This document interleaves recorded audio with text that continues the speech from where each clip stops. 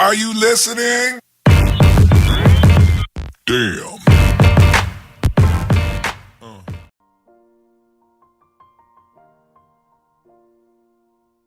He began his career at the age of 2. Every actor has to get their start somewhere, and Walker was no exception. Though he broke into the industry by starring in TV shows Highway to Heaven and Throb as an adolescent in the mid to late 1980s, his first on-screen appearance was at the tender age of 2, as a baby in a Pampers commercial in 1975.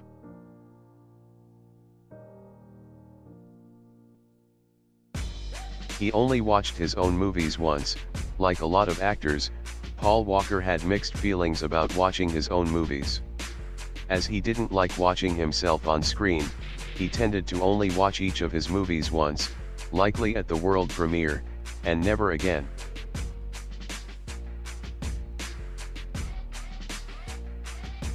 He had a passion for marine biology.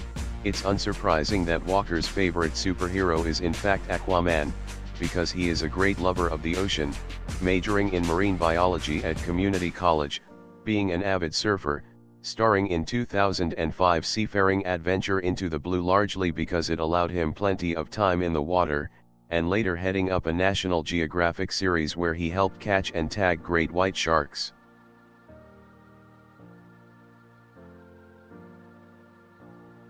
His girlfriend was 17 years younger than him. Rather smartly, Paul tended to keep his romances out of the limelight and didn't make a habit of dating a fleet of Hollywood actresses.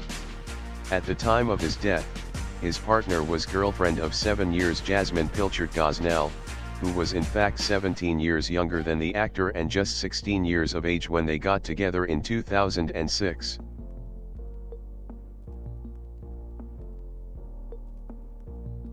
He was considered to play Johnny Storm in 2005 Fantastic Four.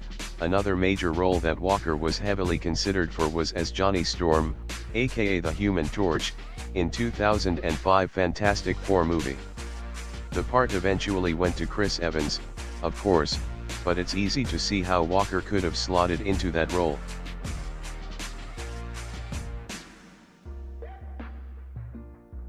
He bought a $9,000 engagement ring for someone he didn't know. One of the more heartwarming stories to emerge following the actor's death was a tremendous act of anonymous generosity to a complete stranger.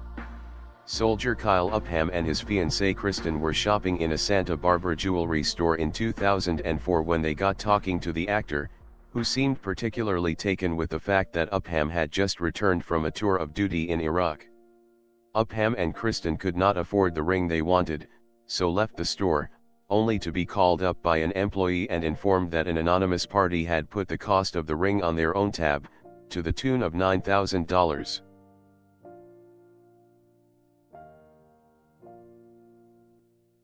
He founded his own disaster relief organization. Alongside his multitude of other endeavors, Walker was also a humanitarian at heart, founding the disaster relief organization Reach Out Worldwide, notably heading out to the 2010 Chile and Haiti earthquakes to help provide aid, and dispatching teams of doctors out to help survivors of the 2010 Indonesian tsunami, as well as for tornado damage back in Alabama.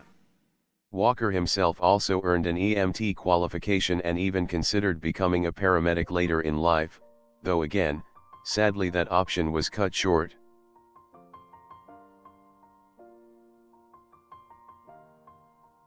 He practiced martial arts. On top of all this, Walker had been partaking in jiu-jitsu training since 2004 under top coach Ricardo Frangenha Miller, pictured, with whom he became fast friends, enough that Walker occasionally employed Miller as a consultant on his action movies.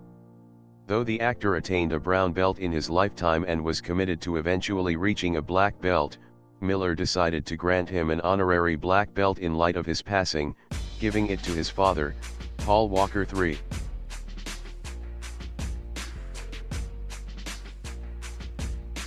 He auditioned for Anakin Skywalker but was considered too old. Believe it or not, Walker auditioned for the part of an adult Anakin Skywalker in Star Wars Episode II, Attack of the Clones, which of course eventually went to the overwhelmingly wooden Hayden Christensen.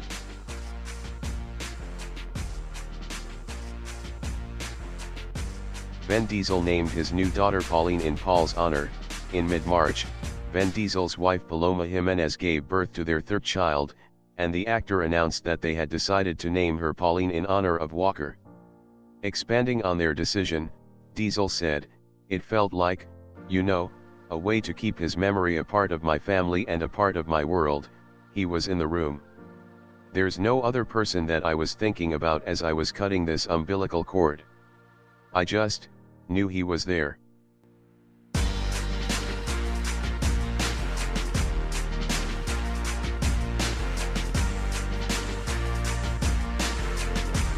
Thanks guys for watching, hit the like button and subscribe for more. Peace.